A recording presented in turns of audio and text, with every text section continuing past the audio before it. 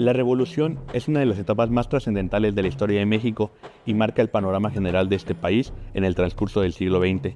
Cuando hablamos de Revolución Mexicana, no solo nos referimos a la lucha armada que derrocó a Porfirio Díaz, sino que fue un proceso histórico enormemente complejo, no únicamente militar, sino de cambios culturales, económicos, diplomáticos y que contribuyeron a diversos cambios del ámbito nacional. Yo soy Rafael Flores y esto es Michoacán, 200 años, origen y futuro.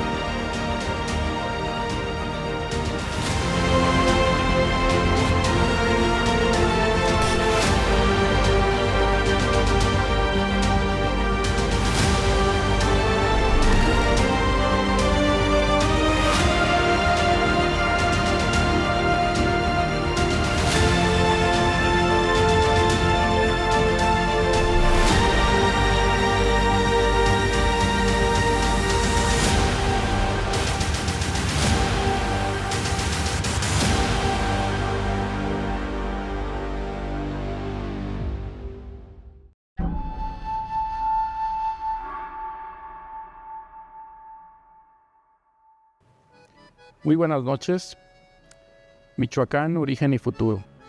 En este caso vamos a tener el panel que hemos denominado el Porfiriato y la Revolución Mexicana. Soy Eduardo Mijangos, profesor investigador de la Universidad Michoacana de San Nicolás de Hidalgo, adscrito al Instituto de Investigaciones Históricas. En este panel hablaremos de un periodo muy importante para nuestra historia contemporánea, el Porfiriato y la Revolución Mexicana.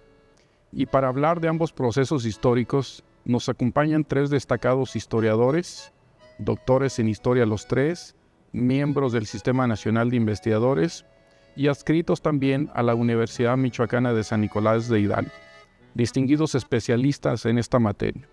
Nos acompaña la doctora Juana Martínez Villa, bienvenida, el doctor Martín Pérez Acevedo, bienvenido, y el doctor Luis Sánchez Amar, bienvenidos a esta mesa.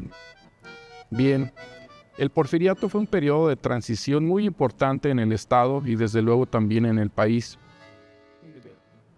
México había vivido décadas de inestabilidad política y social y Michoacán era un espejo de ese mismo escenario nacional. Como periodo histórico, tres gobernantes estatales pueden mencionarse. Prudenciano Dorantes, que fue gobernador del estado de Michoacán entre los años de 1881 y 1885. El general Mariano Jiménez, gobernador en el periodo 1885 y hasta 1891. Y Aristeo Mercado Salto, quien fuera gobernador del estado entre los años de 1891 y 1911. La fisonomía del país y del estado se van a transformar en este periodo de relativa estabilidad política, pues las condiciones reinantes permitirán un creciente desarrollo económico en aspectos como la agricultura comercial, las comunicaciones, especialmente el ferrocarril, la minería, las obras públicas. Fue todo un proceso de modernización en muchos sentidos, a pesar de enmarcarse en un periodo de dictadura política.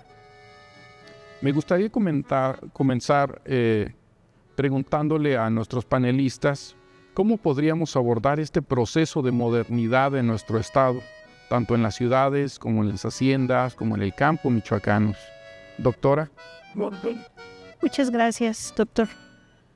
Bueno, yo creo que es imposible entender o comprender estas transformaciones urbanas, por un lado, ideológicas, socioculturales, por otro, sin darle sus merecidos créditos al periodo anterior, a la República Restaurada.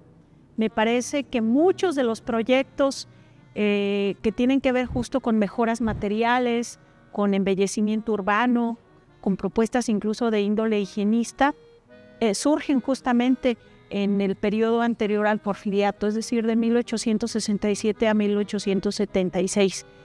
Obviamente, gracias a esta pacificación, a esta relación incluso entre la Iglesia y el Estado que caracterizan al Porfiriato, muchos de esos proyectos liberales de la República Restaurada se consolidan en el periodo del Porfiriato. Ahora, ya hablando concretamente de este periodo en Michoacán, son muy importantes, por ejemplo, los proyectos educativos, que tanto en el ámbito de lo civil como en el ámbito de lo religioso no solo surgen, sino se consolidan. Hay figuras muy importantes en este sentido, tanto los gobernadores que usted ha mencionado como otras notables figuras del ámbito eclesiástico. Por mencionar solamente dos arzobispos, José Ignacio Arciga y Atenógenes Silva, que van a ser figuras claves para entender también procesos educativos muy importantes. Yo destacaría como uno de los elementos trascendentales para entender además esta mentalidad política que trasciende del porfiriato a la revolución, justamente la formación de intelectuales en las aulas educativas del porfiriato. Y particularmente interesante porque el hecho de encontrarnos en un recinto que en su momento fue una destacada institución educativa en nuestro estado durante este periodo. La Academia de Niñas. La Academia de Niñas, exactamente. Al lado de la Academia de Niñas, por ejemplo, que era una institución civil, tenemos una religiosa que era el Colegio Teresiano de Guadalupe, instalado en lo que ahora es el edificio de Correos, y algunas instituciones también masculinas, no solo el Seminario Tridentino, que tiene un periodo de auge muy importante en este periodo, sino el Colegio de San Nicolás en la parte civil y el Instituto del Sagrado Corazón de Jesús, que va a ser también una institución muy importante a principios del siglo XX. Entonces, es parte justo de esta consolidación de proyectos y, bueno, surgimiento de otros más. La estabilidad de Porfirio Díaz. Gracias. Bueno, además me gustaría destacarte que también el aspecto de la economía hubo desde luego un desarrollo importantísimo. ¿Qué aspectos podemos mencionar que hayan tenido prioridad para estos gobernantes porfiristas? Bueno, sin lugar a duda que el régimen de Porfirio Díaz, en la medida que se va estableciendo, se consolida, es muy importante la forma en cómo se va planteando un desarrollo económico fincado en recursos propios, recursos nacionales. Por supuesto, la inversión de capital extranjero es muy importante. El restablecimiento de las relaciones diplomáticas con el exterior es fundamental. Y también el ir dándole salida a los compromisos financieros, deuda externa, ¿verdad?, del país es muy importante. El contexto es también muy apropiado a nivel internacional. El hecho de que México, al formar parte de este concierto de naciones y el reconocimiento que tienen ellas, los tratados de amistad, comercio y navegación que se van a firmar, además de los ya establecidos con Estados Unidos, Inglaterra, es decir, se van a sumar otros países como España, Francia, pero es muy importante también la presencia de Asia, China, Japón, entre otros. Es decir, México se abre y esto de alguna forma crea seguridad, crea estabilidad para que se dé esta movilidad en los capitales, tanto nacionales como extranjeros. Creo que esa es una parte muy importante a tener en cuenta, además de esa estabilidad política, ¿verdad?, del régimen a lo largo de tres décadas. Pues, muy bien. Mencionaba, profesor, que las condiciones, digamos, favorecen esta llegada masiva de capitales, tanto nacionales como internacionales. Uh-huh. ¿Cómo va a impactar esto, por ejemplo, en infraestructura? Estamos hablando de comunicaciones, prioritariamente el tendido de las vías férreas. ¿Cómo va a repercutir esto en la incidencia en una agricultura, digamos, productiva en términos comerciales? Sin lugar a duda que la segunda revolución industrial y la puesta en ejecución de la máquina de vapor, adosada al ferrocarril, adosada a la navegación y además más tarde la electricidad, el telégrafo, recordemos que ya estaba, pero va a ser muy importante en este escenario del desarrollo económico del país. Tenemos que tomar en cuenta también otro tipo de instituciones, sobre todo sociedades económicas, sociedades anónimas, para ser más concreto, que son el elemento más moderno de la economía, no en México, sino a nivel internacional. Y la formación de estas sociedades, pues la vamos a ver poco a poco aparecer en nuestro país, en esta ciudad, en Morelia, ahora en la capital del estado de Michoacán, en distintos escenarios, como van a ser empresas agrícolas, ¿sí? En el establecimiento de bancos privados. Vamos a ver esto también sobre todo en las empresas extranjeras, las ferrocarrileras, son sociedades anónimas, y lo vamos a ver también en empresas muy importantes, que también son modernas, son elementos de esa modernidad a través de las empresas eléctricas, las mineras. Es decir, hay un cambio sustancial en la forma de hacer negocios en este país y por supuesto en Michoacán. Gracias.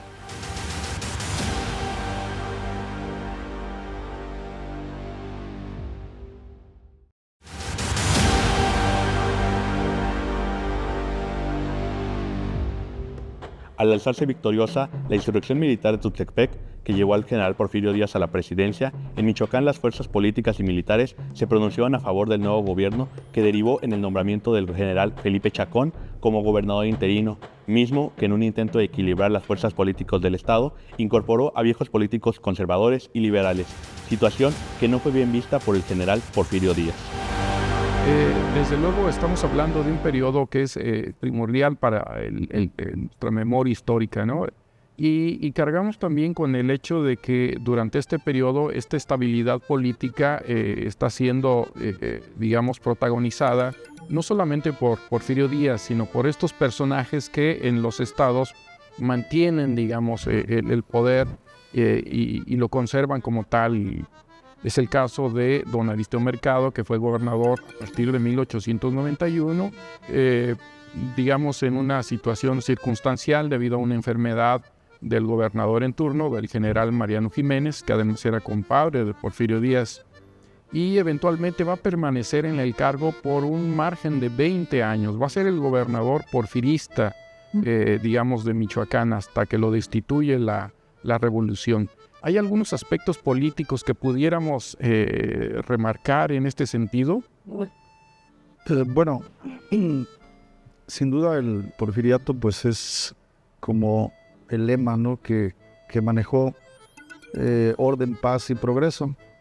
Y hay, no podemos negarlo, cosas positivas, la llegada de nuevos inventos, de máquinas y la industrialización, las vías férreas. Pero también no podemos negar que este progreso pues se fundamentó en la exclusión y en la pobreza de un buen número de pobladores, de mexicanos. Obviamente, cuando los límites del crecimiento económico porfirista se vieron llegar, la crisis mundial también que en ese momento tuvo lugar, pues generaron las condiciones para que el descontento empezara a cundir. Wow. Y bueno, lo que inicia como un movimiento político, cuestionamiento a la dictadura, la idea de exigir un sufragio efectivo y la no reelección, es decir, el surgimiento de este movimiento político primero, pues al iniciarse desencadena pues lo que se vendrá después, ¿no?, una revolución social. Pero yo sí quisiera destacar que algo muy importante, me parece, que a veces no se analiza suficientemente, que como causa política de la Revolución Mexicana, pues está la cuestión de lo que yo llamaría el relevo generacional. Es decir, el sistema político estaba ya envejecido, al igual que el dictador, y entonces había un sinnúmero de jóvenes, de personas preparadas, algunos que querían participar, que tenían expectativas de ocupar puestos y de realizar pues sus proyectos también. Entonces, Aristeo Mercado y Porfirio Díaz y todo el grupo que lo apoyaba, pues no dejaban los espacios. Entonces yo creo que esto, y lo podemos ver como en el perfil de los iniciadores del movimiento, ¿no? Es decir, para el caso de Michoacán, pero supongo que bueno, esto puede también plantearse a nivel nacional, pero concretamente en Michoacán vemos cómo los que inician la revolución pues son estos jóvenes. El mismo Pascual Ortiz Rubio, que desde estudiante pues trae la inquietud y el cuestionamiento de la dictadura, y el mismo Salvador Escalante, subprefecto de Santa Clara, y José Rentería Lubiano, joven acaudalado ranchero de Huetamo, y Martín Castrejón, y podemos seguir la lista, ¿no? Uh-huh. Entonces digo, el relevo generacional era una causa política que ya desde el reyismo venía pues organizando a esta juventud. Me parece importante señalarlo porque una de las demandas precisamente de la revolución es la no reelección, ¿no? La exigencia del voto efectivo, de que Díaz saliera del poder, pero también de que hubiera la posibilidad de ocupar estos espacios, y la reelección continua pues no lo permitía. Entonces yo creo que el México contemporáneo, si alguna consecuencia surge de la revolución políticamente hablando, claro, en otros aspectos pues hay muchas más, pues es el que este sistema político o régimen político que continúa después de la revolución no va a permitir la reelección. Y digo, me parece importante destacarlo porque hoy hubo la apertura para la reelección en algunos puestos actualmente, y se reformó esto. Y bueno, ahora tenemos que hay diputados que se van a elegir por tercera vez, presidentes municipales, no quiero decir nombres, pero que están aspirando a reelegirse por tercera vez. Entonces yo pienso, y esto ya es una reflexión muy propia, que precisamente esta exigencia del relevo generacional no lo debemos de olvidar, que si en una sociedad no se da, causa desajuste social, causa resistencia, y por eso digo, yo creo que son estas reflexiones que eventos y foros como estos pues nos permiten compartir para manifestar pues esa reflexión y esa inquietud con base en lo que ocurrió en este caso en la Revolución Mexicana. Hay otros factores políticos aparte de esto, pero en particular ahorita me interesa poner el acento en este asunto, ¿no? Así es, sí. Estamos hablando en efecto de una serie de circunstancias. Por un lado tenemos que desde luego hay una apertura económica muy importante, hay aspectos, digamos, de un desarrollo, la administración y en otros ámbitos digamos, del entorno estatal. Pero sin duda hay algunos aspectos que podemos señalar que en su momento fueron como el costo de este proceso de modernidad. Y en efecto, si bien los estudios que han abordado los procesos de la Revolución Mexicana han encontrado precisamente que digamos, sistema político porfiriano en buena medida limitaba el ascenso de ciertos sectores a los puestos políticos y de representación en los ámbitos federal y estatal, desde luego. Uno de ellos quizás que se puede señalar como de estos espacios que requerían también una cierta apertura es el municipio, ¿no? De ahí la proclama del municipio libre, que va a ser después una realidad con la Constitución de 1917. Pero previo el movimiento de la Revolución Mexicana, ¿hay algún otro aspecto que les gustaría como señalar como clave importante en este periodo, la víspera de la Revolución? Yo creo que hay movimientos sociales muy interesantes en una serie de prácticas o actividades culturales, como era todo este tipo de clubs patrióticos o asociaciones, estas sociedades de ideas que anteceden incluso al ejercicio de los partidos políticos en vísperas de la Revolución, y que estaban enfocados en movilizar socialmente a los habitantes de las ciudades, de los pueblos y de las villas, ¿no?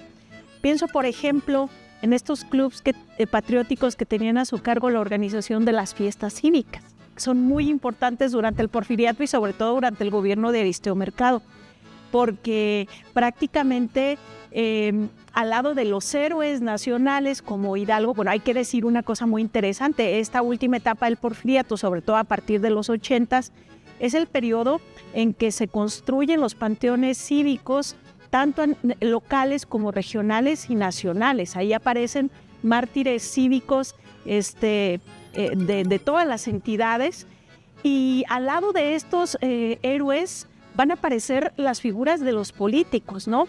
Por ejemplo, en el caso de Michoacán, septiembre se convierte en un tiempo de fiesta continua porque el gobernador del estado cumplía años, el presidente de la República cumplía años y además había que festejar el Grito de Dolores y el natalicio de José María Morelos, ¿no? Que hay que decir de paso que la fiesta morelista se consolida justamente en la década de los 80s, ¿no? Del Porfiriato. Entonces, estos personajes cobran un auge en el ámbito de la fiesta muy interesantes. Ahora, recordemos que en esta coyuntura, que aparte es muy interesante en términos de reflexión política, que va de 1907 a 1910, estamos esperando una gran fiesta, que es la fiesta del centenario del inicio de la independencia, y que también va a provocar una movilización de grupos sociales muy importantes que después transicionan a un ejercicio político también que vamos a ir notando conforme se acerca 1910.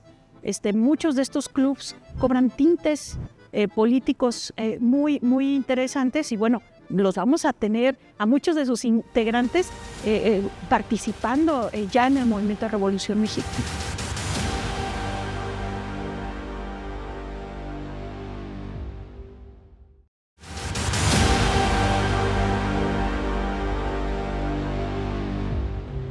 Debido al desorden administrativo, militar y político en Michoacán, el presidente Díaz envió al general Manuel González para levantar informes de la situación estatal, por lo que en 1879 el general González fue elegido para ocupar la gobernatura. Sin embargo, tuvo que renunciar para asumir la candidatura a la presidencia de la República.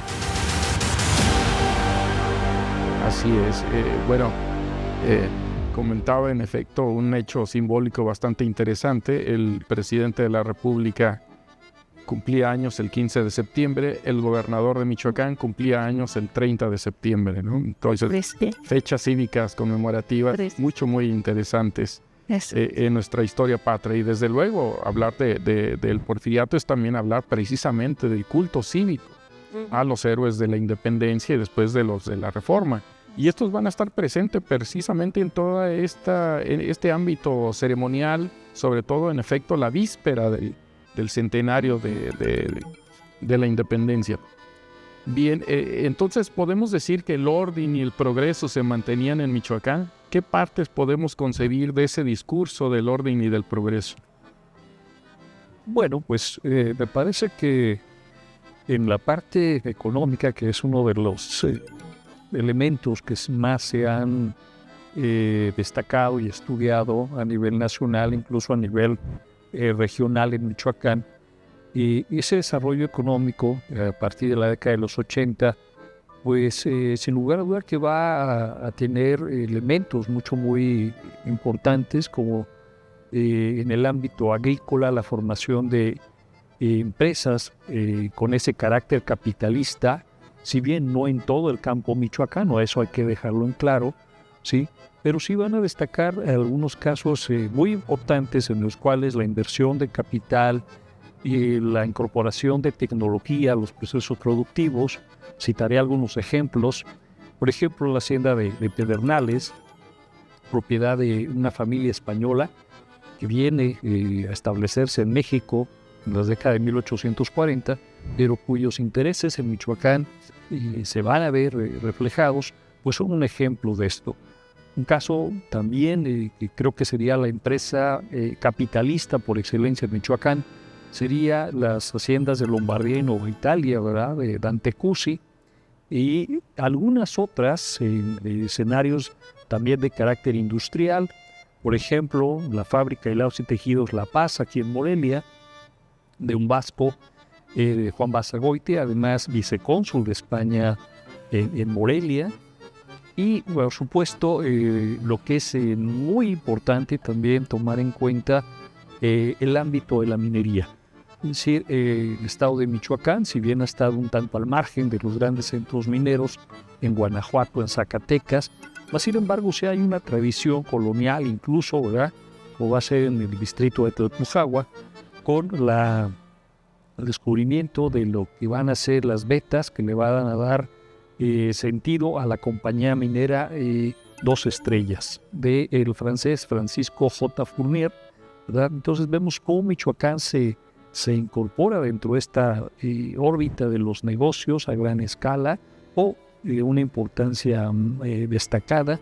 Y claro, esto junto con empresarios, hombres de negocios de la localidad, familias destacadas como los Solórzano, los Oseguera y otros extranjeros más, franceses sobre todo, y españoles, ¿verdad?, que van a dedicarse al ámbito comercial en la capital del estado de Michoacán, pero con ramificaciones hacia otros lugares muy importantes como Pátzcuaro, Uruapan, La Piedad, Zamora. Es decir, hay un círculo ahí mercantil, industrial, crediticio muy importante que esto es también lo que le va a dar esa presencia, de ese matiz, de ese desarrollo económico que requería el Estado después de varias décadas, ¿verdad?, de este siglo XIX muy convulso, y que pues se ha trabajado, se ha estudiado de forma muy puntual, muy interesante hasta el día de hoy. Muy bien, pues desde luego es patente, digamos, en este periodo un desarrollo importantísimo en términos generales. Pero tocábamos hace algunos momentos algunos aspectos que me gustaría retomar. Precisamente el de un relevo generacional que de alguna manera se estaba palpando ya en el ámbito estatal, además del nacional, desde luego. La Revolución Mexicana estalla en Michoacán. Estamos hablando del mes de mayo de 1911, cuando el subprefecto de Santa Clara, Salvador Escalante, en efecto, se pronuncia a favor del maderismo. A partir de ese momento, los sucesos de la revolución van a modificar las condiciones del Estado en muchos sentidos. Inestabilidad política, violencia social, crisis económica, migración interna, externa, enfermedades epidémicas, en fin. Algunos de estos aspectos que pudiéramos resaltar de este periodo inicial de la revolución en Michoacán.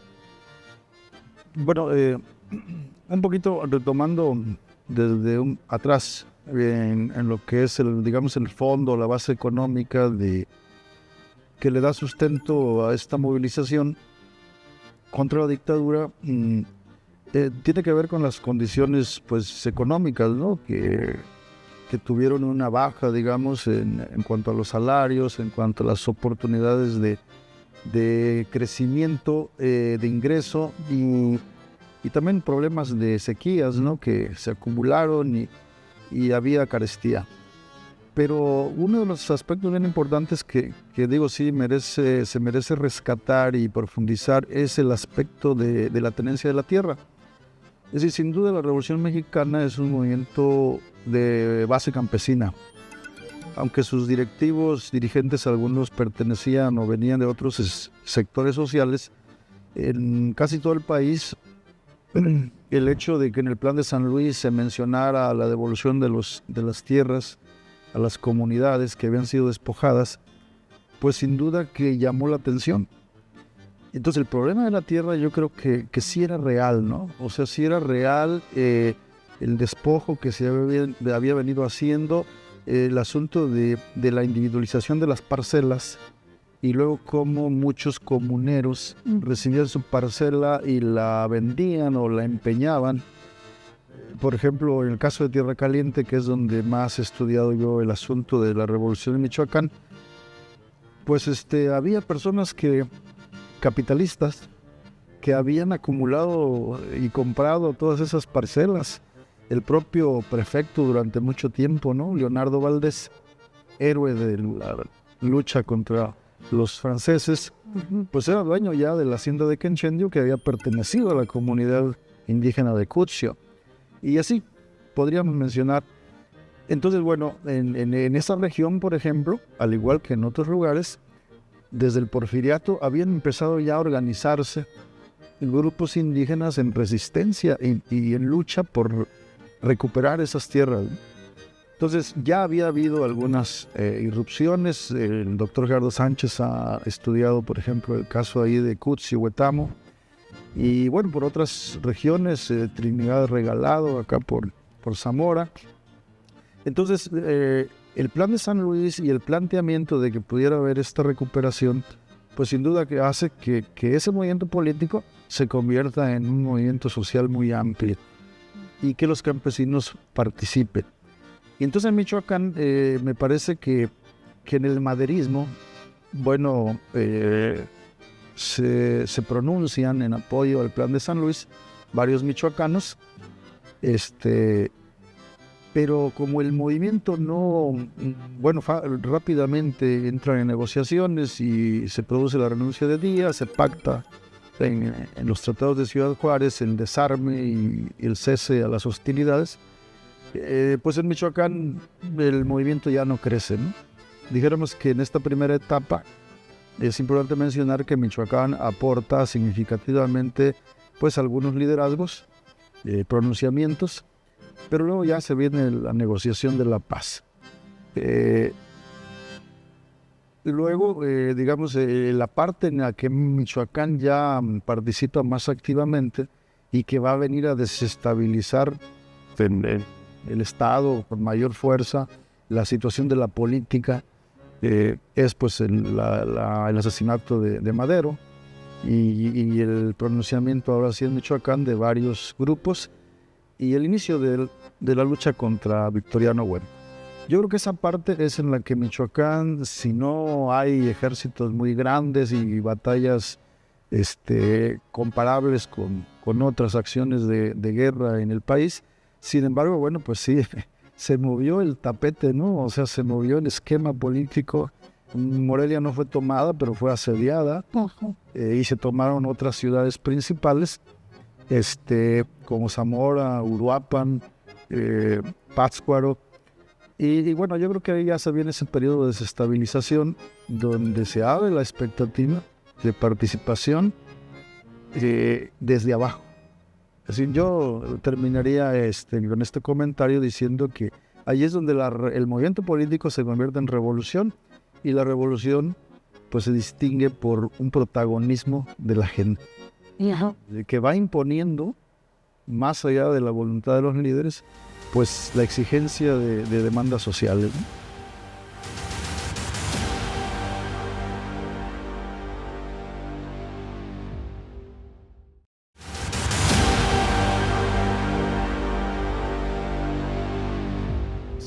Durante la llamada Pax Porfiriana, asumió la gobernatura del estado Aristeo Mercado, quien terminó por consolidar la política económica llevada a cabo por el gobierno central. Esto debido a que dio grandes facilidades a la inversión extranjera, especialmente en los rubros de construcción de nuevas vías férreas, la explotación de recursos mineros y forestales, así como el establecimiento de sucursales bancarias. Todo esto en un afán modernizador bajo el lema Paz y Progreso. De demandas sociales, ¿no?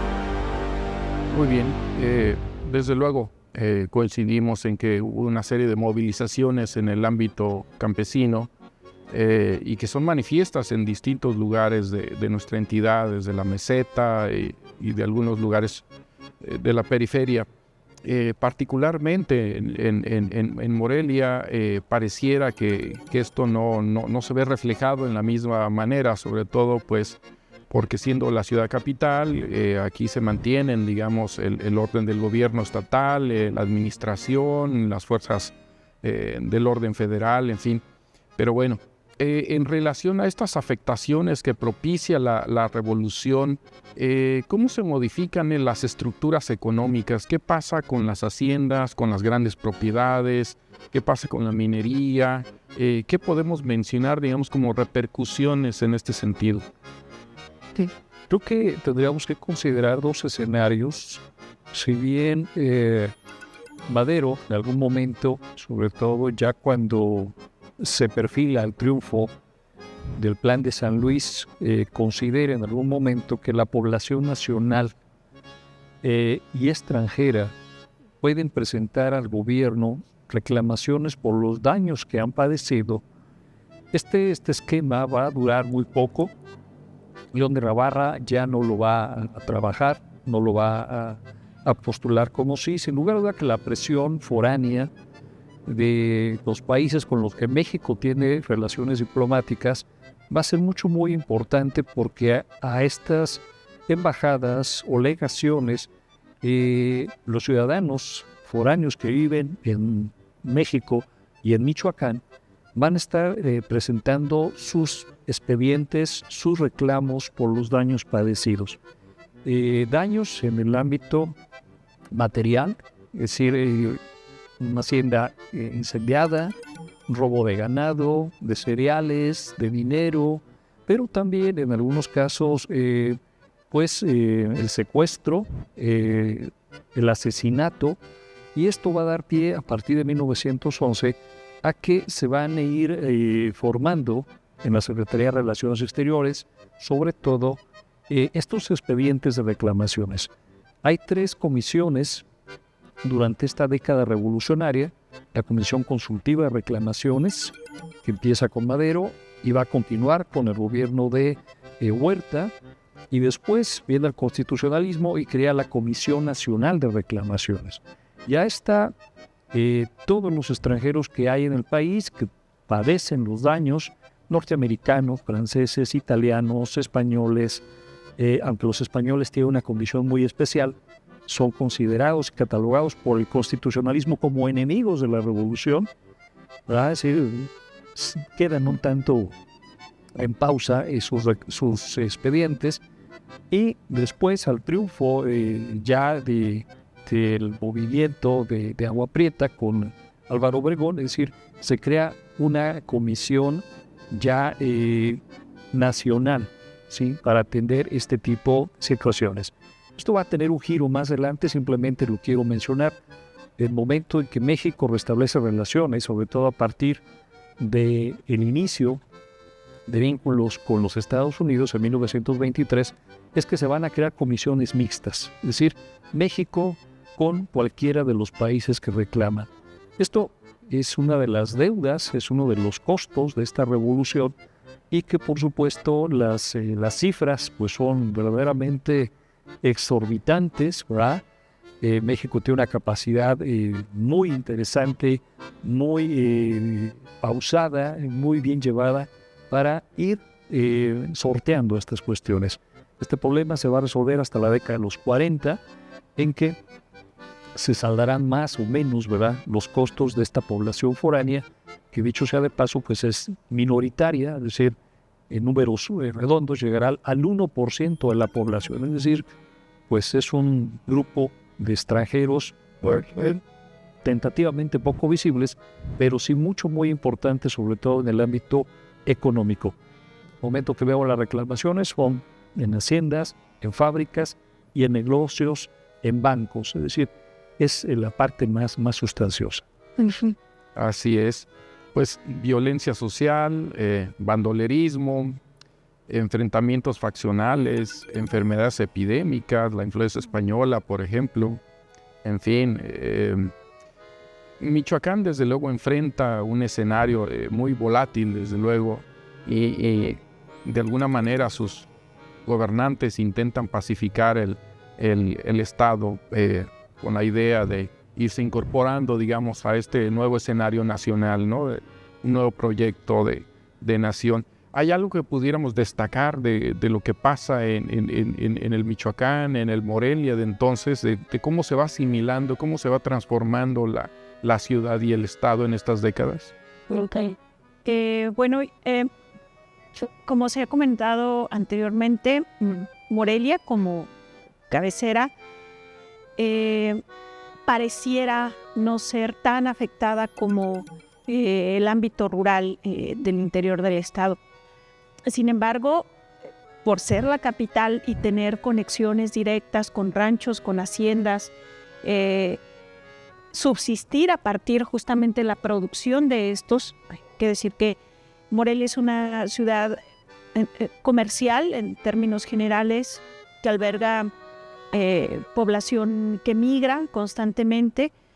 Sin embargo, me parece que una de las problemáticas fundamentales de estos momentos de revolución, pues es la escasez de alimentos. Creo que es un escenario muy complicado. Hay recurrentes manifestaciones por parte de la población solicitando maíz, solicitando productos de primera necesidad para pues, cubrir una necesidad básica como era comer.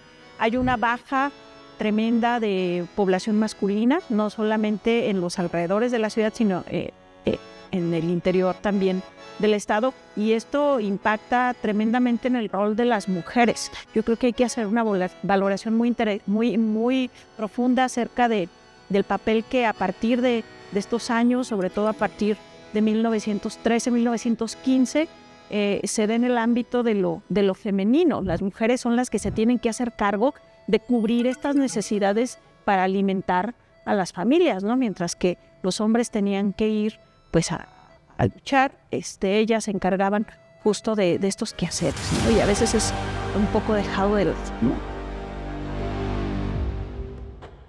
Hacia el año de 1908, la estabilidad política de México y por consiguiente de Michoacán sufrió diversas grietas. El causante de dicha crisis fue el propio general Díaz, quien afirmó en una entrevista al periodista norteamericano James Krillman que no se presentaría a la reelección de 1910, pues México estaba listo para la democracia. Estas declaraciones ocasionaron una efervescencia política que se aglutinará primero en la figura del general Bernardo Reyes y posteriormente en Francisco I. Madero.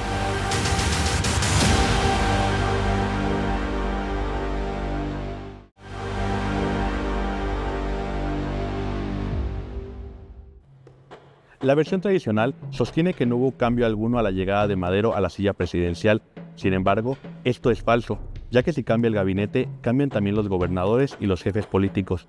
Entonces, hay un cambio total en el aparato porfirista, pero lo que Madero no pudo construir fue un aparato político propio. Sumándole su política moderada, provocó que se enemistara con las antiguas élites y no dejara satisfechos a los sectores populares que lo habían ayudado a derrocar a Díaz.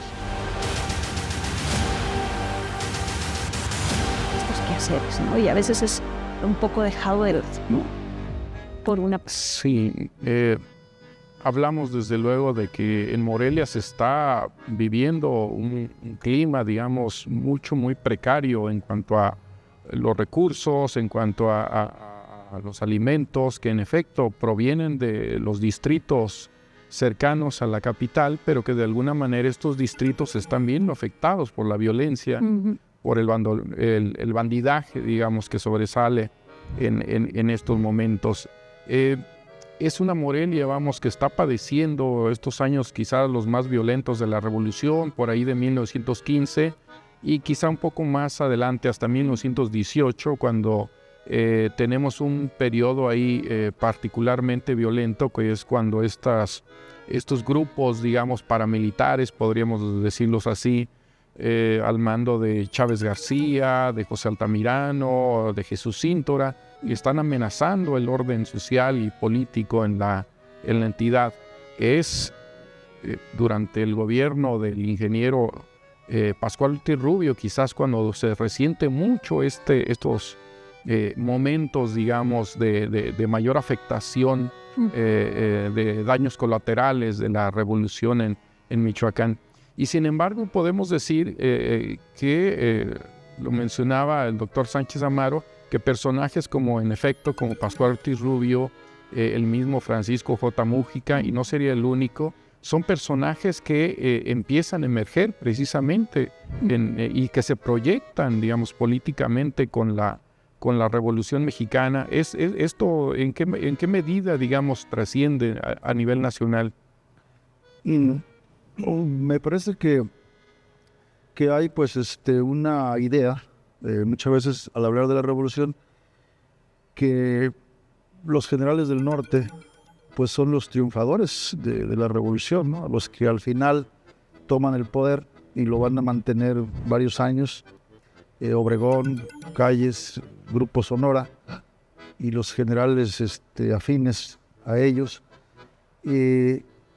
y van a imponer sus proyectos, ¿no? Del tipo de Estado, del intervencionismo económico.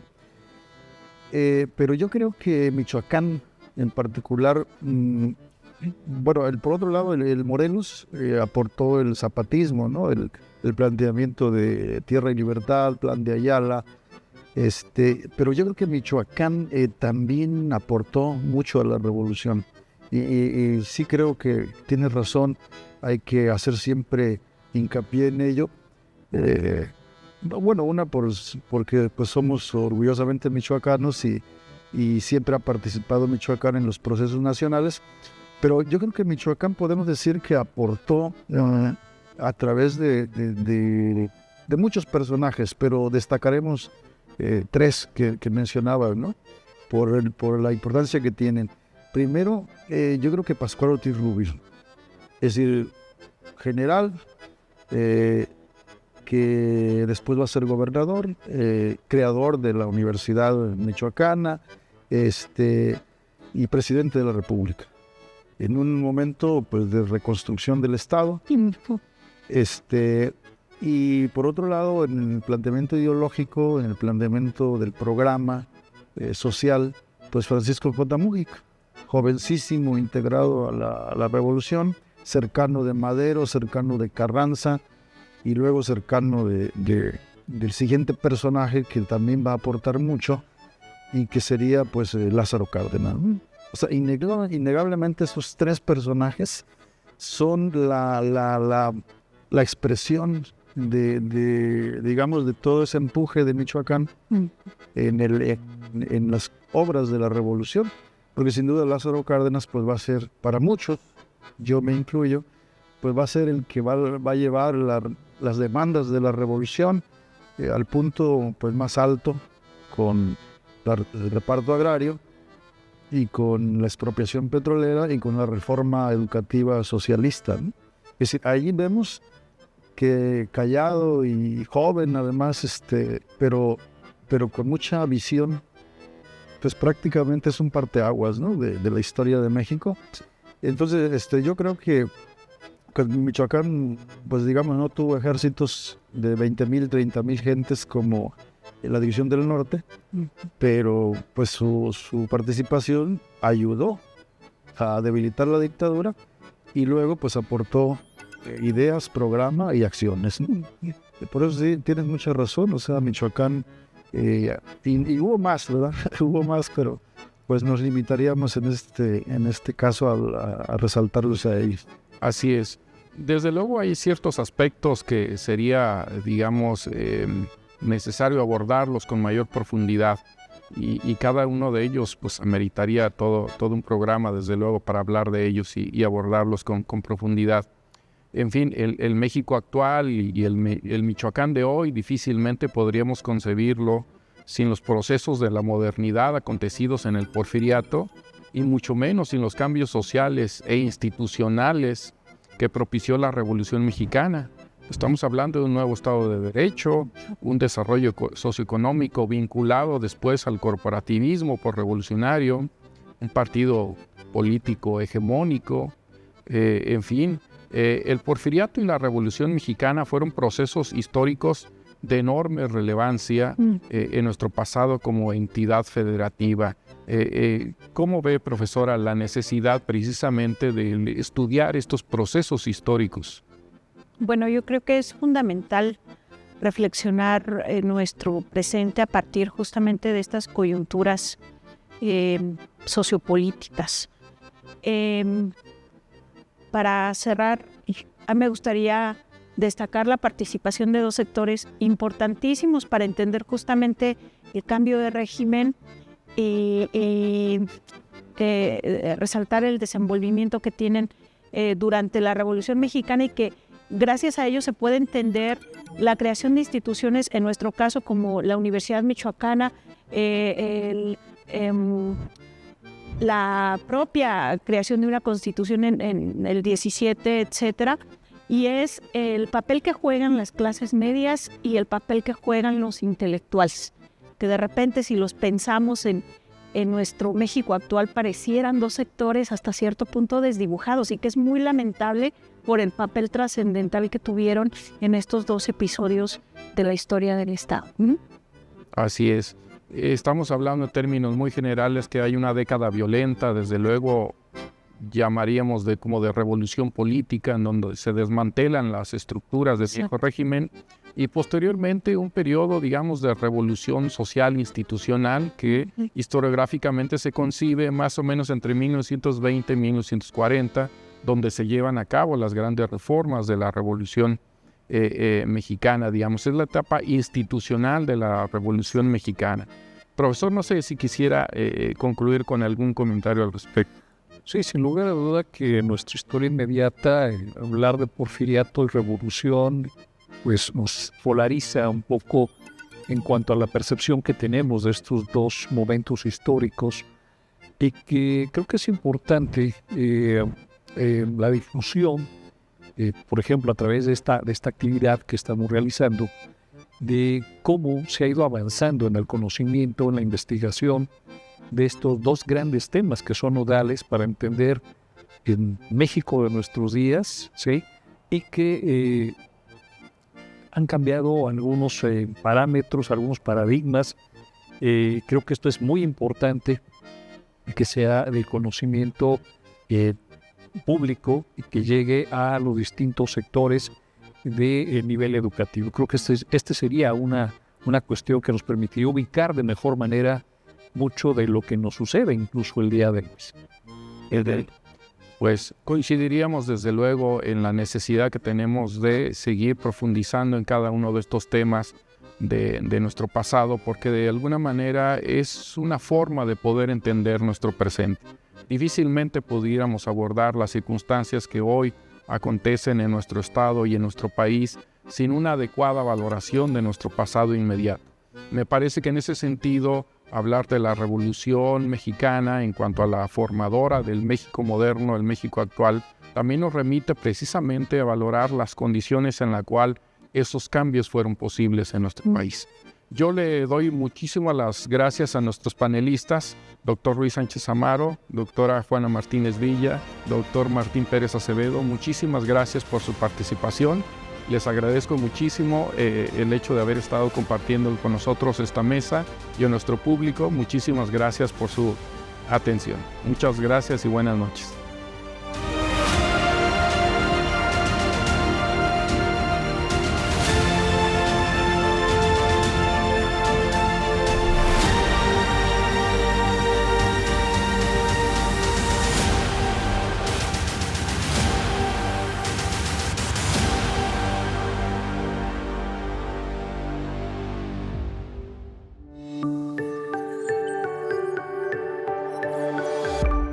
Sistema Michoacano de Radio y Televisión presentó